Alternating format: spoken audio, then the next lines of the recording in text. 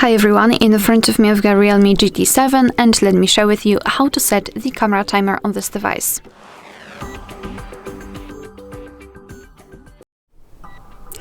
So let's start with opening the camera.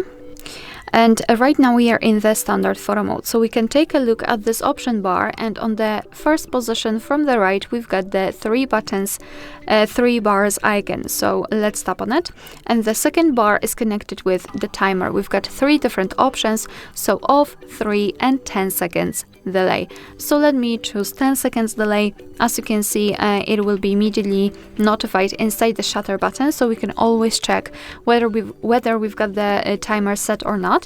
So just tap on the shutter button, and from now on your device will count down from 10 or 3 depending on which option you've chosen, and after that time it will simply take a photo.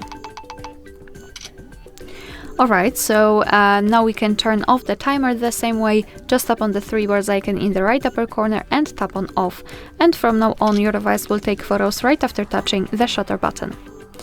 Alright, so that will be all. Thank you so much for watching. Please hit the subscribe button and leave the thumbs up.